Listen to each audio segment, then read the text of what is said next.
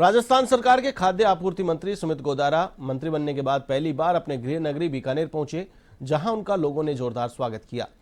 उन्होंने कहा, मैं अपने स्वागत से अभिभूत हूं और मैं जनता की आकांक्षाओं पर खरा उतरने का प्रयास करूंगा। उन्होंने एवन टीवी के संवाददाता के सिंह से की खास बातचीत।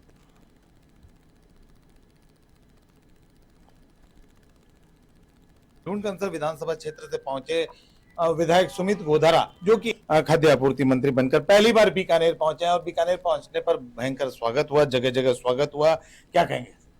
मैं जो जनता ने असीम प्रेम व स्नेह दिखाया, वो मुझे एक तरह से एक जिम्मेवारी का भी एहसास है कि उनके लिए, आम जन के लिए ज़्यादा से ज़्यादा कार्य करना, तो उनकी आकांक्षाएं, उनका आकांक्षाओं को पूरा करना, ये मेरा प्रयास रहेगा। और कल वास्तव में देखकर मन बड़ा प्रफुल्लित हुआ और एक जिम्मेवारी का एहसास भी हुआ। जो स्वागत कार्यक्रम कल देखने को मिले, पूरे जयपुर से पूरे बीकानेर तक जब तक पहुंचे वो। बीकानेर के लाडले को एक बड़ा काम मिला है, कैबिनेट मंत्री। अब क्या बीकानेर के लोगों की भावनाओं की अगर बात करें तो उनके लिए क्या सोचते हैं? बिल्कुल, मैं खुद भी जब मैं साधारण कार्यकर्ता के रूप में काम करता था, तब भी ये विचार आता था कि बीकानेर को, हमारे शहर है उसमें विकास की असीम संभावनाएं है। बीकानेर को विकास में ज़्यादा से ज़्यादा मूल इंफ्रास्ट्रक्चर प्रोजेक्ट ज़्यादा से ज़्यादा लेकर आएँ तो बीकानेर और विकसित हो।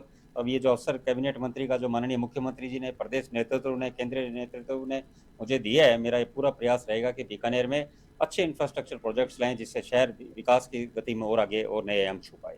मोदी है तो मुमकिन है। एक छोटे से कार्यकर्ता को, हालांकि क्योंकि आप पहले से सीनियर विधायक हैं ही ऑलरेडी, लेकिन विधायक एक पहली बार वाले व्यक्ति को मुख्यमंत्री और आपको कैबिनेट मंत्री, तमाम सीनियर लोगों को छोड़ते हुए देना, मानते हैं बड़ा? देखो, ये तो आपने बिल्कुल सही कहा है, मोदी है तो मुमकिन है।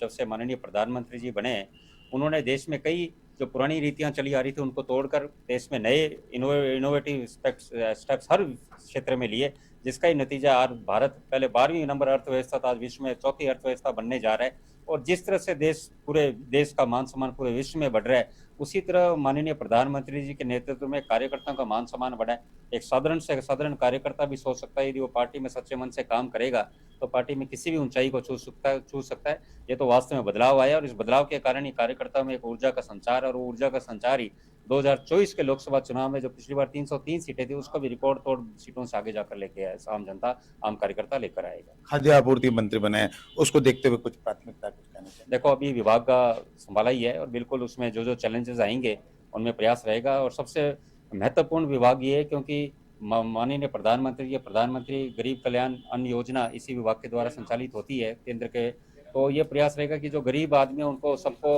अन्न पहुंचे और गेहूं पहुंचे। आप ही के साथ ही एक मंत्री की कल हार हुई। देखो, वो चुनाव का विषय अलग था, वो एक भावनात्मक चुनाव था। और ये आज हम चाहे कुछ भी कहें, भारतीय समाज आज भी भावनाओं से जुड़ा हुआ रहता है, तो वो कहीं ना कहीं, और वो चुनाव जैसे उस क्षेत्र में था तो उन्होंने चुनावी भावनाओं पे, उनका विषय वही था कि वो एक श्रद्धांजलि के नाम पर उन्होंने वोट मांगे, तो वो एक चुनाव का एक अलग विषय रहा।